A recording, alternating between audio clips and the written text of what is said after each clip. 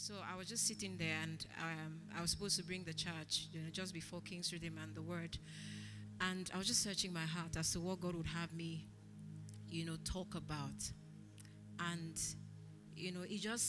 she just confirmed it. In the season that we're living in, one of the things, what God wanted me to speak about is about hearing God. It's about hearing Him. We were at a meeting yesterday, and, one of the guys was sharing, and he said, see, if there's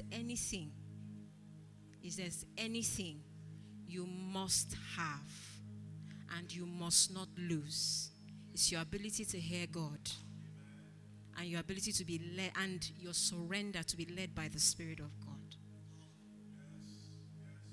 Because everything in Lagos will make you. Everything in the city we live in will make you not have or do that. Everything. Whatever extreme measures you must take to hear God, do it. Whatever, and it's, lately, I'm not recommending this, but I also began to observe that when I decide to take time, to spend time before God, that's when everybody in the house will need my attention, especially that last young man. It's like they just like, on your mark, set, go. Somebody will be sleeping very deeply and peacefully. And then I decide to go on my knees to pray. And the next thing you say, Mom, fresh you. And the moment is gone. And I'll be looking for it in the course of the day. Legitimate distractions. Let me call it interruption. Let me call it distraction. Let me not call this one. Legitimate interruptions. Sometimes you have sat down, you want to pray. You now just remembered something, one debt that you are. And then you are thinking, when will I be able to finish paying this thing? They are cutting this thing from my salary. By the time I calculate it, and then that moment is gone. So, whatever extreme measure, this one is to you now. And so lately, what I do is I sit down on the floor, I open the window, open the curtain, and I look to the sky. I sit down on the floor, Lotus style, I grew up in the north. So if someone is comfortable in your house, they sit down on the floor, sit down to eat. So I sit down on the floor. It's my way of saying, na me and you. And I face the window, open the curtain. I'm not recommending it, so this is my own extreme measure. So find your own extreme, measure. It might not be, because I don't want to be distracted, even if it is 15 minutes. I sit down, open the curtain, I look to the sky. I'm not looking at anything, I'm not looking at anybody, and I play music in the background. So that, those wandering thoughts, all these wandering thoughts. And I do that for a couple of minutes. Sometimes, Pastor Zach has yapped me about it before. It has to do with reading my Bible. I've discovered that in terms of reading my Bible, there's one place that it will be difficult for anybody to distract me. In my toilet. And when I sit down there on my toilet seat, even that young man knows, Mom is in the toilet. Okay. You just say, okay, and you leave Mommy in her toilet.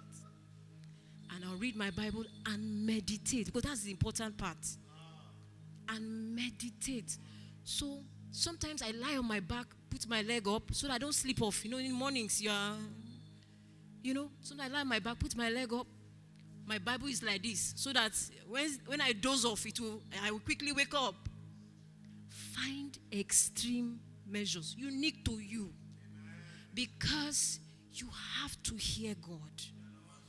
And God speaks through His word. He speaks in different ways, through nature, through people, through God. But you can't fault His word. He will not contradict Himself. So if you're not reading His word, if you're not hearing Him speak to you, see, I don't subscribe to that lie that God does not speak or God cannot speak. As soon as you're born again, you can hear God.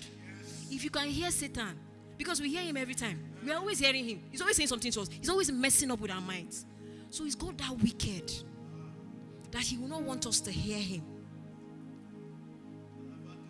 So just turn down the volume of the distractions. Just turn it down. Those moments, those times of devotion, just use whatever measures you can. If you need to shout, don't shout, is your own way. To eliminate the noise, to eliminate the distraction. If you need to pray in tongues everywhere you're walking on the street, you know what? We used to live with Christian then. He's crazy. How we know Christian? He's out. He'll be on the street. As in, you'll be here. Move extreme. That is his way. Find your own. Because it is in the world we live in now. It is a requirement to hear God and to be led by His Spirit. So God is speaking. God is speaking to us as a house. God is speaking to us as individuals. God has been speaking to us. God's word is going to come to us this morning, and we're going to hear Him. And the thing about God's word coming is that different things will be said.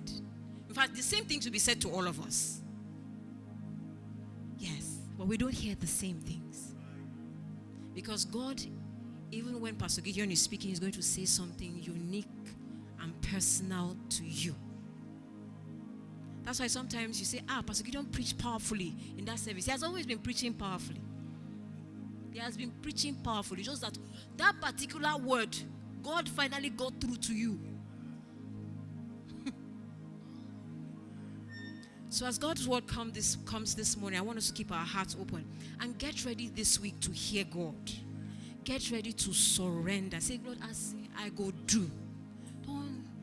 Someone said something very powerful yesterday. He said, see, if you are still negotiating with God, as in, he said it's not spiritual maturity. That when God speaks to you, you are still negotiating. God, now, why you? It's not, let's talk about this. The realm we are in is the place of total surrender.